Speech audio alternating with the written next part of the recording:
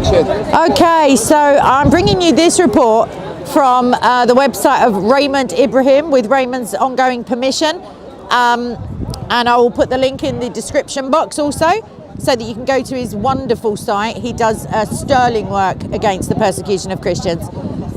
And it seems to me from the headline that it's quite unfortunate that I forgot my tiny violin, because we're gonna, well, you'll see why.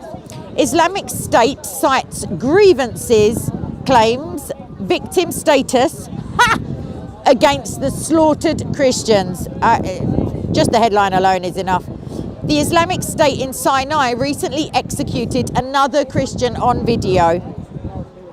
In a clip recorded before the execution, the slain Copt Nabil H. Salama, if you have a look, I'll also put the link to the video that I made specifically about Nabil.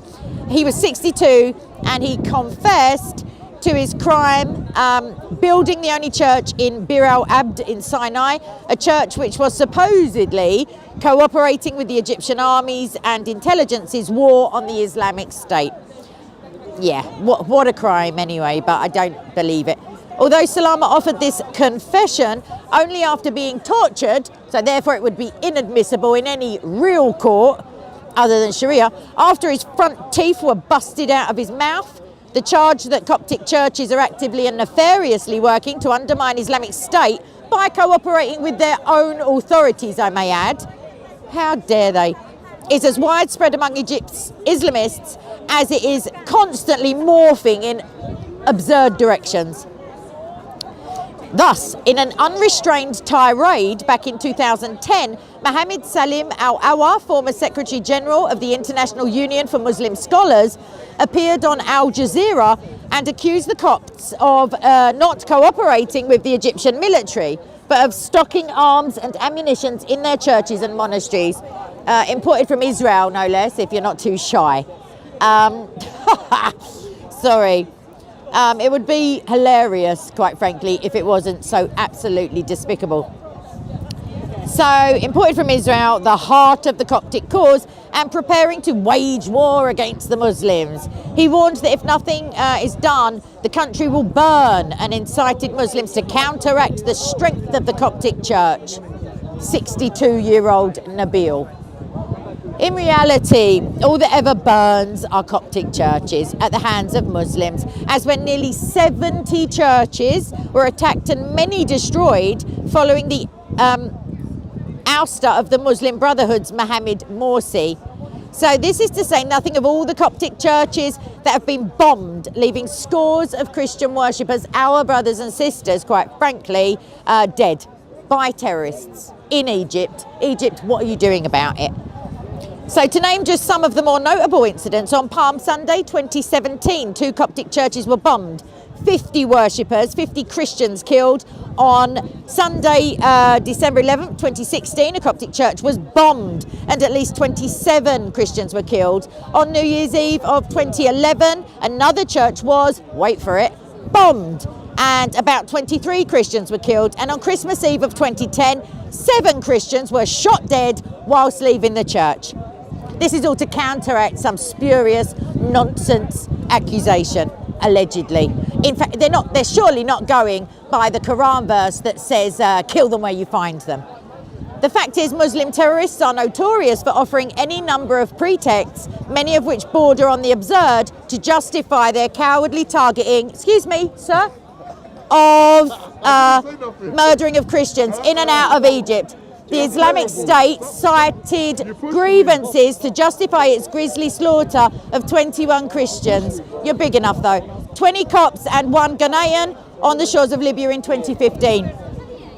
An article in Dabiq, the Islamic State's online magazine in English, titled "Revenge for the Muslimat," or Muslim women, persecuted by the Coptic Crusaders of Egypt, claimed that the 21 Christians were slaughtered in revenge for 2 Coptic women who back in 2010, and according to Islamic propaganda, were compelled by Egypt's Coptic Orthodox Church to recant their conversion to Islam and return to Christianity. Indeed, the late Coptic Pope Shenouda III, who was then nearly 90 years old and immobile, was portrayed as a US agent, an abductor and torturer of female Muslim converts from Christianity, who was stockpiling weapons. Yeah, nobody's saying they're not though. Nobody's saying they're not though. Sure thing. Yeah, whatever you say.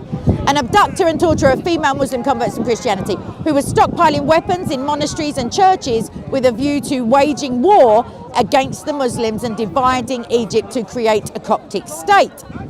The Islamic State also cited the 2010 bombing of Our Lady of Salvation Church in Baghdad as a product of revenge for those same supposedly forced to reconvert back to Christianity women in Egypt.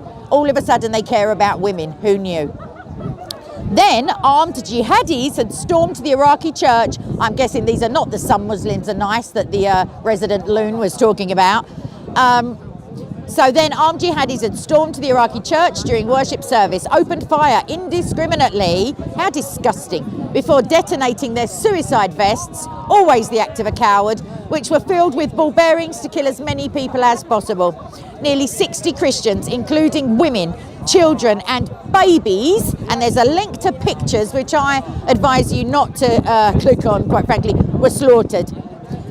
Nor is this blame the victim strategy limited to Egypt. Speaking 2 days after a series of bombings rocked Sri Lanka on Easter Sunday, you will remember them I hope, 2019, killing 359 people, a junior defence minister said that the attack was in retaliation for the attack against Muslims in Christchurch. What a load of twaddle.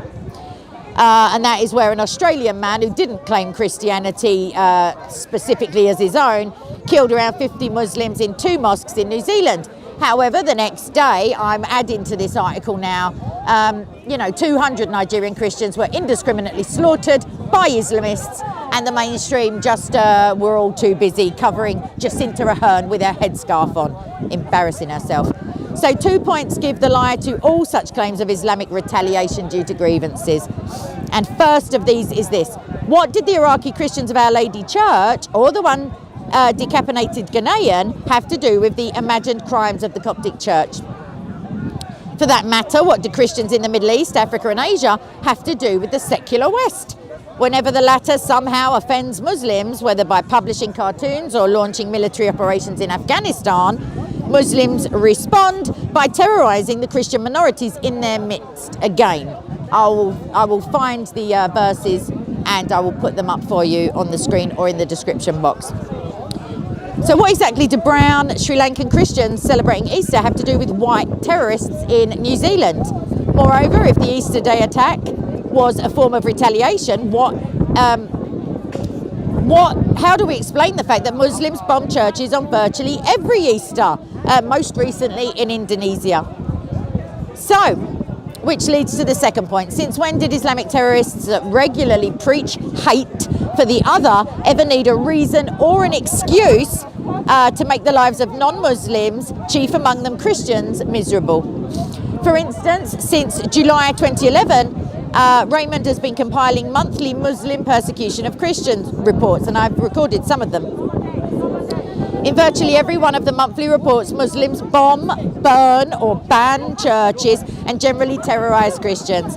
Are we seriously to believe this is all due to Muslim grievances against the disempowered Christian minorities within their midst? Indeed, even in the most recent murder, that of Nabil Salama, the Copt in Sinai, his murderers, perhaps inadvertently, let escape the truth behind their animus.